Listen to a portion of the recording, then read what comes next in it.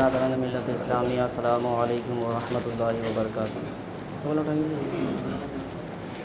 نحمده ونصلی علی رسولہ الکریم، اما بعد فاعوذ باللہ من الشیطان الرجیم، بسم اللہ الرحمن الرحیم۔ واتقوا اللہ، صدق اللہ العظیم وصدق رسولہ النبی الامین المتین الکریم، ونحن علی ذلک لمن الشاہدین والشاکرین والحمد للہ رب العالمین۔ سرور کہوں کہ مالک و مولا کہوں تجھے، باغ خلیل کا گل زیبا کہوں تجھے، لیکن رضا نے ختم سخن اس پہ کر دیا، خالق کا بندہ خلق کا آقا کہوں تجھے۔ درود پاک پر اللہ رب محمد صلی اللہ علیہ وسلم، علیہ وآلہ محمد صلی اللہ علیہ وسلم، صلاۃ و سلامت علیک یا رسول اللہ صلی اللہ تعالی علیہ وسلم۔ خطبہ مسونہ کے بعد میں نے ابھی آپ کے سامنے ایک آیت کریمہ تلاوت کرنے کا شرف حاصل کیا۔ اللہ رب العزت اپنے قرآن مجید فرقان حمید میں ارشاد فرماتا ہے، واتقوا اللہ، اللہ سے ڈرو۔ اور آگے ارشاد فرماتا ہے، وَلْتَنْظُرْ نَفْسٌ مَا قَدَّمَتْ لِغَدٍ وَاتَّقُوا اللَّهَ، یعنی ہر جان یہ دیکھے کہ وہ اپنے آگے کے لیے کیا تحفہ بھیجائے، اور اللہ سے ڈرو۔ میرے محترم حضرات، آج اس دور پرفتن میں ہمارے اور آپ کی زندگی کیا ہے وہ ہم بخوبی جانتے ہیں، مجھے کہنے کی ضرورت نہیں ہے۔ الغرض ہمیں اپنے آپ کو اپنی زندگی کا مقصد سمجھنا چاہیے کہ خالق کائنات نے ہمیں اس دنیا میں کس لیے بھیجا، اور دنیا میں آنے کا مطلب کیا ہے، ہم کس کے لیے دنیا میں زندگی بسر کریں، اور دنیا سے جائے بھی تو کس کے لیے جائے، کیونکہ ہر انسان وہاں نفسی نفسی کے عالم میں ہوگا، کوئی کسی کا مددگار نہیں ہوگا۔ تو بہرحال میں اپنے آقا کریم صلی اللہ تعالی علیہ وسلم کی زندگی کا آخری عنوان میں آپ کے سامنے رکھتا ہوں کہ میرے آقا کریم صلی اللہ تعالی علیہ وسلم کی زندگی ہم لوگوں کے لیے بہترین نمونہ ہے، اور جس نے بھی اس زندگی کو اپنایا ہے وہ دنیا میں بھی عزت پایا ہے، اور دنیا سے جانے کے بعد بھی عزت پایا ہے، وہ دنیا میں رہ کر بھی کامیاب ہے اور دنیا سے جانے کے بعد بھی کامیاب ہے، جن کی زندگی کے بارے میں ہم تو کیا اگر کوئی بیان بھی کرنا چاہے تو بیان کرتے کرتے زندگی ختم ہو جائے گی، لیکن بیانات مکمل نہیں ہو سکتی۔ ایسے شخصیات کو اور ایسے شخص کو اللہ کا ولی کامل کہا جاتا ہے، جن کی زندگی کو آج بھی آپ دیکھ لیں تو وہاں مسلمان بھی جاتے ہیں، غیر مسلم بھی جاتے ہیں، اور وہاں جا کر کے ان کے وسیلے سے دعا مانگتے ہیں۔ یہ وہ انسان ہے جو دنیا میں رہ کر دنیا کی محبت میں نہ آ کر کے اللہ اور اس کے رسول کی محبت میں اپنی زندگی کو گزارا ہے۔ تو آج دنیا ان کے قدموں میں ہے، لیکن آج ہم دنیا کے پیچھے چل رہے ہیں، ہمیں اور اپنی آخرت کے بارے میں کوئی فکر نہیں ہے۔ تو میرے آقا کریم صلی اللہ تعالی علیہ وسلم آخری حج کے درمیان تمام صحابہ کرام کو جمع کر کے سب لوگوں کو اکٹھا کیا۔ جب سارے لوگ اکٹھا ہو گئے تو میرے آقا کریم صلی اللہ تعالی وسلم نے ان میں ہر چیز کے بارے میں بیان فرمایا، لوگوں کے حقوق کے بارے میں، عورتوں کے حقوق کے بارے میں، ماں باپ، رشتہ دار، اہل و عیال، ہر ایک کے حقوق کو بیان فرمایا۔ اور بیان فرمانے کے بعد میرے آقا کریم صلی اللہ تعالی علیہ وسلم نے ارشاد فرمایا کہ اللہ نے تجھے اختیار بھی دیا ہے، یا تو تم چاہو تو دنیا کو پسند کرو یا اپنے پروردگار کو۔ یہ اشارہ میرے آقا کریم صلی اللہ تعالی علیہ وسلم نے دیا اور فرمایا کہ اس بندے نے اپنے مولا کو پسند کیا ہے، اپنے مولا کی بارگاہ میں جانا پسند کیا ہے۔ اتنا سننے کے بعد صحابہ اکرام اشارہ سمجھ جاتے ہیں کہ اب آقا کریم صلی اللہ تعالی علیہ وسلم زیادہ دنوں تک ہمارے درمیان نہیں رہیں گے، اب میرے آقا جناب محمد رسول اللہ صلی اللہ تعالی علیہ وسلم اپنے رب کے حضور جا ملیں گے۔ اشارہ صحابہ اکرام سمجھ گئے۔ جب پھر وہاں سے میرے آقا کریم صلی اللہ تعالی علیہ وسلم واپس لوٹتے ہیں تو بیمار پڑ جاتے ہیں، بیماری آ جاتی ہے۔ تکلیف آ جاتی ہے، اور تکلیف میرے آقا کریم صلی اللہ علیہ وسلم کی اتنی بڑھ جاتی ہے کہ شدت کی بخار آ جاتی ہے، طبیعت زیادہ علیل ہو جاتی ہے۔ میرے آقا کریم صلی اللہ علیہ وسلم کو بعض اوقات ایسا ہوتا تھا کہ صحابہ اکرام ایک طرف سے کندھے پکڑتے تھے، دوسری طرف سے صحابہ اکرام کندھے کو پکڑ کر کے مسجد میں لایا کرتے تھے، کندھے کو سہارے پہ چل کر میرے آقا کریم صلی اللہ علیہ وسلم مسجد میں آ کر کے نماز ادا کیا کرتے تھے، اور میرے آقا کریم صلی اللہ علیہ وسلم کی طبیعت اور زیادہ بگڑتی گئی، یہاں تک کہ نزاع کا وقت آ جاتا ہے تو حضرت عائشہ صدیقہ رضی اللہ تعالی عنہ کے حجرے میں آپ آرام فرما ہے، اور آپ کی بیوی حضرت عائشہ صدیقہ رضی اللہ تعالی عنہ وہیں پہ وہ بیٹھی ہوئی ہے، اور آپ کی طبیعت زیادہ عالیل ہے۔ اتنے میں کوئی سائل دروازے پہ حاضر ہوتا ہے اور ملنا چاہتا ہے، تو حضرت عائشہ صدیقہ رضی اللہ تعالی عنہ کہتی ہے کہ آقا آرام کر رہے ہیں، ان کی طبیعت ٹھیک نہیں ہے، آقا آرام فرما رہے ہیں۔ اور میرے آقا سرچ کرتے ہیں کہ کوئی ہے جو ملنا چاہتے ہیں، تو میرے آقا فرماتے ہیں اے عائشہ یہ کوئی اور نہیں بلکہ اسرائیل علیہ السلام ہے، یہ ملک الموت ہے، یہ کسی کے پاس جانے کے لیے اجازت نہیں لیتا، بنا اجازت جا کر کے اس کی روح کو قبض کر لیتا، یہ میرے پاس اجازت لینے کے لیے آیا ہے، ہم سے ملنے کے لیے آیا ہے، اسے آنے دو۔ جب حضرت اسرائیل علیہ السلام میرے آقا کریم صلی اللہ علیہ وسلم کے قریب جاتے ہیں، قریب جانے کے بعد عرض کرتے ہیں میرے آقا میں آپ کے روح کو قبض کر کے آپ کے پروردگار کی بارگاہ میں لے جاؤں، تو ملک الموت جب روح قبض کرتے ہیں تو ان کی روح قبض کرنے کی شدت کو میرے آقا محسوس کرتے ہیں، اور ملک الموت سے کہتے ہیں اے ملک الموت ابھی رک جا، کیا یہ شدت، کیا یہ تکلیف ہماری امتوں پر بھی ہوگی، جو جتنا سخت تکلیف اور شدت کی تکلیف جو روح نکالنے کے وقت ابھی ہے، کیا وہ میرے امت پر بھی ہوگی؟ تو ملک الموت کہتے ہیں ہاں یا رسول اللہ یہ شدت اور تکلیف آپ کی امت پر بھی ہوگی۔ میرے آقا وہاں پہ رو پڑتے ہیں، رونے لگتے ہیں اور عرض کرنے لگتے ہیں کہ اے میرے مولا یہ موت کی جو شدت ہے میری امت اس چیز کو کیسے برداشت کرے گی، اس کی تکلیف کیسے برداشت کرے گی؟ گویا کتابوں میں آتا ہے کہ جب روح نکالا جاتا ہے تو انسان اس وقت اتنا پیاسا ہوتا ہے کہ سارے سمندر کے پانی کو بھی اگر اس انسان کو پلا دیا جائے تو اس انسان کی پیاس نہیں بجھ سکتی ہے۔ اور جب ایک بے نمازی کی روح نکالی جاتی ہے، جو انسان جان بوجھ کر نماز نہیں پڑھتا، بلا وجہ اپنی زندگی کو یوں ہی گزارتا رہتا ہے، جب اس کی روح نکلنے کی وقت ہوتی ہے، جب اس کا روح جس وقت نکالا جاتا ہے وہ انسان اتنا پیاسا ہوتا ہے، اتنا پیاسا ہوتا ہے کہ دنیا کے سارے سمندر کے پانی کو بھی اس انسان کے درمیان لا کر کے پینے کے لیے دے دیا جائے تو وہ انسان پینے کے باوجود بھی پیاسا رہتا ہے، اور بے نمازی کی روح جو نکلتی ہے اس وقت وہ انسان پیاسا ہوتا ہے۔ اگر وہ انسان دنیا سے جانے کے بعد وہ بے نمازی ہے، اگر پانی بھی طلب کرے تو فرشتے عرض کرتے ہیں اسے پانی نہیں دیا جائے،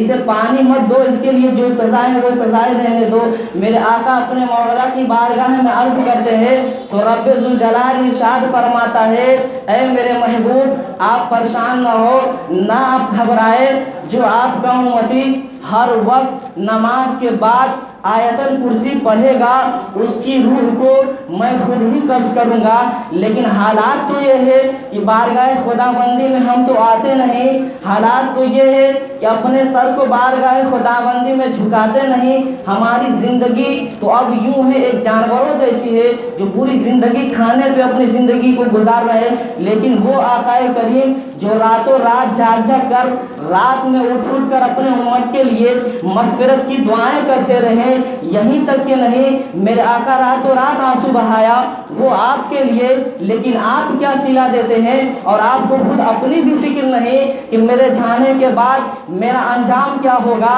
چاہنے کے بعد میرے ساتھ معاملہ کیا ہوگا؟ جب نزاع کا وقت آتا ہے تو اس وقت انسان اپنے باپ کو بھی بھول جاتا ہے، اس وقت انسان ماں کو بھی بھول جاتا ہے، اس وقت انسان اپنا نام تک بتانا بھول جاتا ہے۔ بعض اوقات ایسا ہوتا ہے کہ روح نکلتے وقت انسان کو کلمہ پڑھایا جاتا ہے، زبان پہ کلمہ آتا نہیں، لیکن انسان اپنی زندگی کو دیکھو، راستے چلتے اگر ایکسیڈنٹ کر جائے تو دوڑ کر مسجد آتے، امام صاحب دعا کر دیں، طبیعت خراب ہو جائے تو امام صاحب دعا کیجئے گا، لیکن اب اللہ تجھے صحت و سلامتی سے نوازا ہے، اس کے باوجود بیٹھ کر کے آرام سے اپنی زندگی جانوروں جیسی گزارو، لیکن جب مصیبت آ کر پکڑ لیتی ہے اس وقت تجھے یاد آتا ہے کہ جا کر کے امام صاحب سے مل لے اور دعا کی درخواست کر لے، لیکن جس وقت آذان ہوتی ہے تو تمہیں اپنے دکان بند کرنے کی توفیق نہیں ہوتی کہ جو مولا مجھے صحت سے نوازا ہے تو میں اپنی دکانداری چلا رہا ہوں،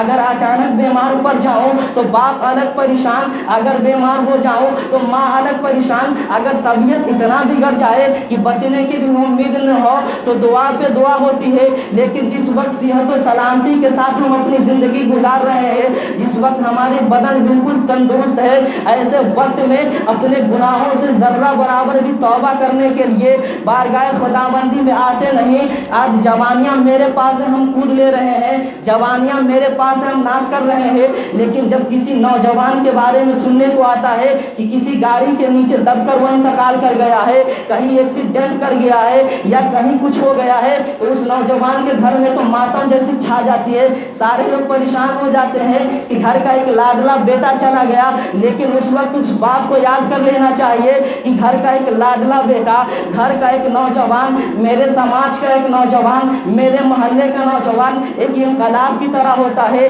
اگر میرا نوجوان اگر آج بھی اپنی زندگی کو سمجھ کر اپنی زندگی کو بارگاہ خداوندی میں وہ جھکانا سیکھ لے تو نوجوانوں کی رونق الگ نظر آئے گی، بستی کی رونق الگ نظر آئے گی۔ آج ضعیف انسان بھی اپنے چہرے پہ داڑیاں سجا کر بارگاہ خداوندی میں آنا سیکھ لے تو جو مسلمانوں نے اپنا وقار کھویا ہے، کھوئی ہوئی وقار بھی واپس آ جائے گی، اس لیے کہ اللہ رب العزت کی مدد ہم مسلمانوں پہ اس لیے نہیں آتی کہ نہ مسلمانوں کے اندر بھروسہ ہے، نہ مسلمانوں کے اندر استقامت ہے، ایسا کچھ بھی نہیں ہے، لیکن قرآن خود کہتا ہے ان الذین قالوا ربنا اللہ ثم استقاموا تتنزل علیہم الملائکہ، وہ لوگ جو کہتے ہیں کہ اللہ ایک ہے پھر اسی پہ ثابت قدم رہے تو ان کی طرف ملائکہ نازل ہوتے ہیں، ان کی طرف ملائکہ آتے ہیں، لیکن ہمیں اپنی زندگی کی فکر ہوتی نہیں۔ آج ہم اپنے آپ کو اپنی زندگی برباد کر رہے ہیں، ہم یوں سوچ رہے ہیں کہ ہم سلامت ہیں، کھا رہے ہیں، ہمیں کوئی بیماری نہیں ہے،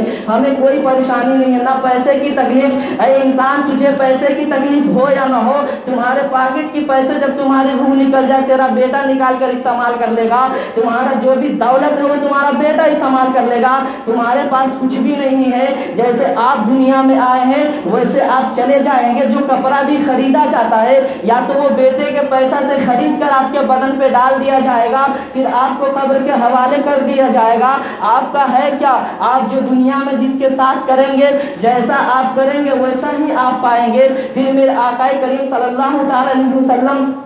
جب وصال کر گئے، جب قبر کے اندر رکھا گیا تو قبر کے اندر حضرت علی بھی اترے اور حضرت عباس بھی اترے۔ جب جیسے ڈھانکا جاتا ہے، جب تختی لگائی جاتی ہے تو حضرت عباس فرماتے جب تختی لگایا جا رہا تھا، جب ایک تخت باقی ہی تھا تو میں کیا دیکھتا ہوں کہ آقا کا ہونٹ ہل رہا ہے، آقا کے لب مبارک ہل رہی ہے۔ جب میں نے کان لگا کر غور سے سنا تو میرے آقا عرض کر رہے تھے رب حب لی امتی، اے میرے مولا میری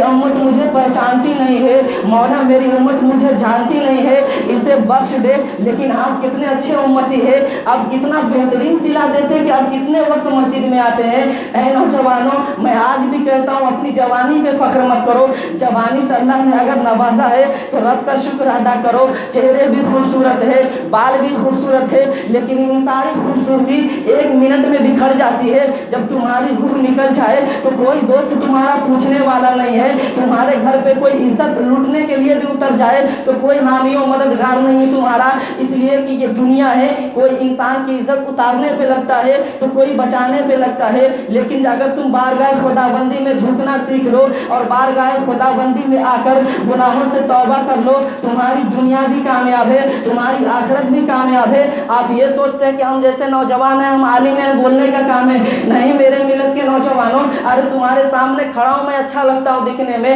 لیکن جب روح نکل جاتی ہے سارے لوگ رو پڑتے ہیں، 2 گھنٹے آنسو بہا کر اس کے بعد تو سارے لوگ بھول جاتے ہیں۔ اتنا تو تم یاد کر لو کہ تم ایک مسلمان ہو، اپنے آقا کریم صلی اللہ علیہ وسلم کو ماننے والے ہو، نبی سے محبت کرنے والے ہو، اور محبت کا صلہ تم کیا دیتے ہو؟ اگر ان سے ملنے جاؤ گے، جب قبر میں وہ تمہارے سامنے آئیں گے تو تم کیا جواب دو گے؟ میں نے اپنی پوری زندگی کھیتیوں میں لگا دیا، اگر کوئی کہہ دیا تو میں عرض کر دیتا تھا کہ کھیتی میں مصروف ہوں، مسجد نہیں آ پاتا۔ اگر کوئی کہہ دے کہ مارکیٹ میں تھا میں نہیں آ پاتا، کہہ دیں گے کہ لاک ڈاؤن لگا، یہ لگا تو میں مسجد نہیں آ پاتا، یا لوگوں نے مجھے روکا یا لوگوں نے منع کیا، تو اس وقت میرے آقا تمہارے سامنے حضرت بلال کو کھڑے کر دیں گے اور کہیں گے یہ وہ بلال ہے جن کے زخموں پہ نمک ڈالا جاتا تھا، یہ وہ بلال ہے جن کے سینے پہ چٹان ڈال دیا جاتا تھا، یہ وہ بلال ہے جن کے گردن میں رسی کے پھانسی ڈال کر گھسیٹ کر بچوں سے پتھر مروایا جاتا تھا، چٹان ڈال کر پوری کڑی دھوپ چٹیل میدان میں اسے رکھ کر کے یہ کہا جاتا تھا کہ تو محمد کو ماننا چھوڑ دے، دین اسلام کو چھوڑ دے۔ تو یہ وہی بلال ہے جو چٹان کی تکلیف کو سہتا رہا لیکن محمد کا نام لینا نہیں بھولا، زخموں پہ نمک ڈالتے رہے، لہر مارتی رہی لیکن نام یہ لیتا رہا، لوگ ستاتے رہے یہ نام لیتے رہے۔ آج تو تمہیں پوری آزادی، اس کے باوجود بھی تم بارگاہ خدا بندی میں نہیں آتے ہو، اور حد تو یہ ہے ہم مسلمانوں کی ایک کاروبار چھوڑ کر جو اللہ رب العزت ہر چیز سے نوازا ہے، کھاتے پیتے بیمار پڑ جائے تو آنسو آ جاتی ہے، لیکن سلامت ہونے کے باوجود بھی مسجد نہیں آ پاتے، اور ایسے علاقے میں ہم رہتے جس علاقے سے 2 لوگ نماز پڑھنے کے لیے آتے ہیں، یا تو ایک نوجوان ہے جو بہت خوشی ہوتی ہے کہ ہر وقت وہ آ جاتے ہیں، ورنہ 2-4 بچے ہیں آ تو جاتے ہیں لیکن بچے کے باپ نہیں آ پاتے مسجد۔ کیا آپ اپنی زندگی گزار رہے ہیں؟ کیا لے کر کے جاؤ گے دنیا سے؟ آخری بات میں کہتا ہوں، حضرت عیسیٰ علیہ السلام جو اللہ کے نبی ہے، وہ ایک بستی سے صرف گزر رہے تھے، وہ بستی والے بہت خوشحال تھے، اس بستی میں رونق بہت اچھی تھی، سب لوگ خوشحال تھے، وہ گزر گئے۔ پھر دوسری مرتبہ جب آپ اسی جگہ سے گزر رہے تو دیکھا کہ سارے بستی تباہ و برباد ہے، سب ہلاک ہو چکے۔ آپ نے بارگاہ خداوندی مرضی مولا، یہاں سارے لوگ خوشحال تھے، آخر ایسا ہوا کیا کہ یہ سارے لوگ برباد ہو گئے؟ تو غیب سے آواز آتی ہے کہ اس علاقے میں ایک بے نمازی انسان گزر گیا، بے نمازی انسان آ کر کے اپنے چہرے کو دھل لیا ہے، اور اس کے چہرے سے جو پانی گرا، اس پانی کی وجہ سے وہ بے نمازی کے چہرے سے جو پانی مس ہو کر ٹچ ہو کر زمین پہ گرا ہے، اس کی نحوست کی وجہ سے سارے لوگ تباہ و برباد ہو گئے۔ آپ کو اتنے لوگ گاؤں میں، لیکن کتنے لوگ جماعت میں آ کر کے حاضر ہو جاتے، حالانکہ ایک وقت جماعت سے نماز پڑھنے سے 70 رکعت نماز پڑھنے سے زیادہ ثواب ملتا ہے ایک بار جماعت سے نماز پڑھنے سے۔ ہم صرف آتے ہیں، تقریر واضح و نصیحت سن لیتے ہیں، جمعہ میں تو اتنے لوگ آ کے لگتے ہیں کہ واقعی میں ہم مسلمان ہیں، لیکن 5 وقت بھی ایسے اگر آ جاتے تو آج بھی یہودی اور نصرانہ فخر سے وہ کہتے ہیں کہ جس دن مسلمان جتنی تعداد میں جمعہ کی نماز ادا کرتے ہیں، اگر اتنی تعداد میں فجر کی نماز ادا کر لے تو پھر دنیا سے برائی ہی ختم ہو جائے گا، لیکن مسلمان تو کبھی سنورنے کے لیے، نہ اپنے آپ غور و فکر کرنے کے لیے ہم تیار نہیں۔ میں میلاد میں بھی اس دن کہا تھا کہ حضرت صدیق اکبر فرماتے ہیں کہ جب کوئی واعظ و نصیحت ہو، دین کی باتیں ہو، اگر وہ اثر نہ کرے تو تم سمجھ جاؤ کہ تمہارے سینے کے اندر ایمان نہیں ہے، ایمان نہیں ہے۔ اپنے ایمان کی بھی فکر کرو کہ ہم دنیا سے جائیں گے تو کیا لے کر کے جائیں گے، کیا ہم منہ دکھائیں گے، لیکن ہمیں کسی بات کا اثر پڑتا نہیں، لیکن کسی کو اثر پڑے یا نہ پڑے، اپنی زندگی کے بارے میں سوچ لو، یا وہ نوجوان ہو یا ضعیف ہو، سارے لوگ تنہا جائیں گے، سب کو جواب دینا ہے آپ نے کیا ہے رات میں۔ آپ سوچ رہے کہ میں تنہائیوں میں بیٹھ کر کچھ بھی کر لیتا، کوئی نہیں دیکھتا، میرا رب ارشاد فرماتا کہ تمہاری آنکھ میں بھی جو گندگی ہوتی میں اسے بھی جانتا ہوں، تمہارے دل کے اندر جو غلط خیالات ہوتے میں اسے بھی جانتا ہوں، تم کیا سوچتے ہو، کیا کرنے والے ہو، میں سب جانتا ہوں، سب سے باخبر ہوں، سب چیز کی خبر ہے۔ ارے اللہ رب العزت اگر ایک سیکنڈ کا اگر آپ سے حساب لے لے تو آپ حساب نہیں دے پائیں گے۔ آپ دنیا سے ڈرتے ہیں کہ دنیا والے ہم داڑیاں رکھ لیں گے مجھے مار دیں گے، دنیا والے ہم نماز پڑھنے جائیں گے، مسجد میں جائیں گے یا دینی کام کریں گے تو مار دیں گے یا کچھ بھی کریں گے، یہ خوف آپ نکال دو۔ آپ کو خود قرآن کہتا ہے فَإِذَا جَاءَ أَجَلُهُمْ لَا يَسْتَأْخِرُونَ سَاعَةً وَلَا يَسْتَقْدِمُونَ۔ جب آپ کے روح نکلنے کی وقت آئے گی، باری آئے گی، تو بالکل وقت پہ آپ کی روح نکل لی جائے گی، چاہے آپ سوئے رہیں یا آپ مارکیٹ میں رہے یا جہاں بھی رہے یا چلتے رہیں۔ موت آپ کو آ کر کے رہے گی، تو پھر آپ کو خوف دنیا والوں سے کیوں؟ آپ دنیا میں جیے تو اللہ کے لیے، دنیا سے جائے بھی تو اللہ اور اس کے رسول کے لیے۔ آپ اپنی زندگی کو سمجھے، آپ اپنی زندگی کو یوں برباد نہ کریں میرے نوجوانوں کہ اپنی جوانی میں پورے وقت عیاشی کرتے رہو، 5 وقت بھی بارگاہ خداوندی میں آ کر سر نہ جھکا سکو۔ تم کس حساب سے کہ ایمان والے کا اولاد ہو، کس حساب سے کہ ایمان والے ہو کہ اپنے بال کی بھی حلیہ چینج کر کے رکھ لیا ہم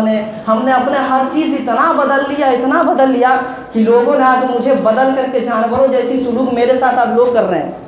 مسلمان نام سنتے ہی لوگ میرے ساتھ اس طریقے سے بدسلوکی کرتے ہیں۔ اصل میں غلطی ہماری، ہم نے اپنے کردار کو اپنے ہاتھوں سے اتنا دور کر دیا کہ لوگ آج مجھے دوسرے لوگ دیکھ کر کے بھی نہیں سمجھ پاتے کہ یہ ایک مسلمان انسان ہے، ورنہ پہلے لوگ سمجھ جاتے تھے دور سے ہی کہ وہ مسلمان آ رہا ہے۔ ایک وقت وہ تھا کہ اذان ہوتے ہی لوگ مسجد دوڑ آتے تھے، لیکن اب وقت یہ ہے کہ انسان اذان ہوتے بھاگ جاتے ہیں۔ میرے ملت کے نوجوانوں، کوئی تمہارا حامی و مددگار نہیں ہے۔ اگر ایسی زندگی گزار رہے ہو تو اس سے بھی بدتر حالات ابھی آپ کے سامنے آئیں گے اور دیکھنا پڑے گا، اور اس سے بھی بدتر حالات جھیلنا پڑے گا۔ اس لیے اب اپنے آپ کو بارگاہ خداوندی میں جھکنا سیکھ لے، اس لیے کہ جو انسان جھکنا جانتا ہے وہی اٹھنا جانتا ہے، جو جھکنا نہیں جانتا وہ کبھی اٹھنا نہیں جانتا۔ بہرحال جو بھی باتیں میں نے آپ کے سامنے بیان کی، اگر مجھ سے بولنے میں یا آپ سے سننے میں کسی طرح کی خامی ہوئی ہوگی تو میں صرف دل سے توبہ کرتا ہوں۔ استغفر اللہ ربی من کل ذنب واتوب الیہ۔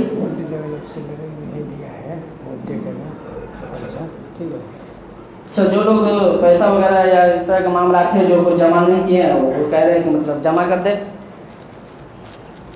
اور ہماری باتوں پہ سب سے پہلے اللہ رب العزت ہمیں خود بھی عمل کرنے کی توفیق و رفیق عطا فرمائے، اور آپ کو بھی عمل کرنے کی توفیق و رفیق عطا فرمائے۔ وما علینا الا البلاغ۔ السلام علیکم ورحمۃ اللہ۔